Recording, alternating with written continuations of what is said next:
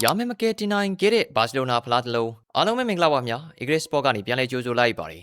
ဘာစီလိုနာကပြီးခဲ့တဲ့ရာသီမှာပြည်တွင်းဖလား၃လုံးစလုံးရရှိခဲ့ပြီးတော့ဟန်စီဖလစ်လက်အောက်မှာအကောင်းဆုံးအသင်းဖြစ်ခဲ့ပါတယ်ဘာစီလိုနာကဒီရာသီမှာတော့ချန်ပီယံလိပါဝင်ဖလားလေးလုံးလမ်းကြောင်းပေါ်မှာရှောက်နေခဲ့တာပါဘာစီလိုနာကပြိုင်ပွဲဆောင်အာယုံဆိုင်နေနဲ့လမ်းများပြီးတော့ဒီဘက်မှာဖလားတစ်လုံးလက်လွတ်လိုက်ရပါတယ်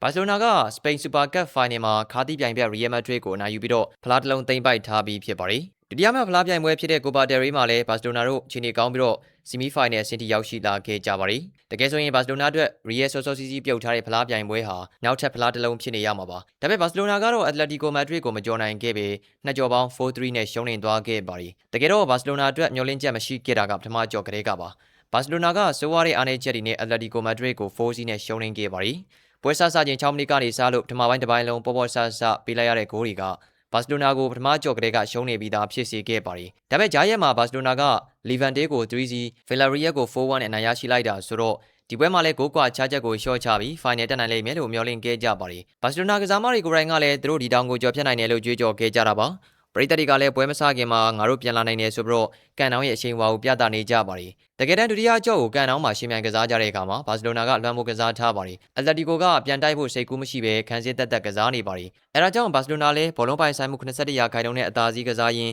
ပွဲက3-0နဲ့ပြီးဆုံးသွားတာကြောင့်ဘာဆာတို့ငိုကြွေးခဲ့ကြရပါတယ်။ဒီပွဲမှာဘာစီလိုနာကပွဲစကလေးကနေစတင်လို့ PPCC ကစားရင်းနဲ့အက်တလက်တီကိုမက်ဒရစ်ကို၄ဂိုးပြန်သွင်းဖို့ကြိုးစားခဲ့ပါတယ်။ဒါပေမဲ့73မိနစ်မှာတင်ဂျူးကွန်တဲတန်ရာရရှိသွားပြီးတော့အလက်ဂျန်ဒိုဘယ်တီနဲ့လူစားလဲလိုက်ရပါတယ်။ဘာစီလိုနာကဘောလုံးတော့ကင်ထားပြီးမြဲအဖွင့်ကိုရရှိဖို့စောင့်လိုက်ရပြီးတော့29မိနစ်ကြာမှလမိုင်းရမယ်ဖန်တီးပေးမှုကနေမက်ဘာနယ်ကတင်ယူပေးနိုင်ခဲ့ပါတယ်။ဒုတိယဂိုးကတော့ပန်နရီဖြစ်ပြီးတော့ရာဖင်ညာကတင်ယူသွားခဲ့တာပါ။အဲဒါကြောင့်ပထမပိုင်းမှာတင်2-0ပြန်ဖြစ်နေတဲ့ဘာစီလိုနာအတွက်ခံဘက်ပြန်လာနိုင်မှုမျှော်လင့်ချက်ရှိခဲ့ပါတယ်။ဒါပေမဲ့စီမျိုးနီရဲ့အသင်းကလည်းထင်ထားတာထက်ပိုပြီးခန်းစစ်ကောင်းနေခဲ့ပါတယ်။အက်တလက်တီကိုကဒုတိယပိုင်းမှာဘောလုံးပိုင်ဆိုင်မှု29ရာခိုင်နှုန်းပဲရှိခဲ့ပြီးမြဲဘာစီလိုနာကိုကောင်းဆုံးဖြတ်တောက်ထင်းကြောင်းထားရင်းနဲ့နောက်ထပ်ကိုမပေးရရေကာကွယ်ခဲ့ပါတယ်။ဟက်စီဖလစ်ကကစားမတဲ့လူစားလဲပြီးတော့တိုက်စစ်ဆင်မှုစူးစမ်းပြီးမြဲကိုမရရှိနိုင်သေးပါဘူး။ဒီကြားထဲမှာဝါကတ်တွေဘလူးပြန်ကုန်နေပြီးဘယ်လ်ဒီဘာထပ်ပြီးတော့ဒဏ်ရာရရှိသွားပြန်တာကြောင့်ရိုနယ်အရူဂျိုဘာဝင်ကစားခဲ့ရပါတယ်။ဘာစီလိုနာတို့တတိယဂိုးကိုယာအိုကန်ဆယ်လိုရဲ့ဖန်တီးပေးမှုကနေမက်ဘာနယ်ကပဲထပ်မံပြီးတော့တင်ယူပေးသွားခဲ့တာပါ။လက်ကျန်မိနစ်20လောက်မှာဘာစီလိုနာတို့ကန်ဘက်ပြန်လာနိုင်မှုအတွက်ခွင့်ရေးရှာဖွေခဲ့ပေမဲ့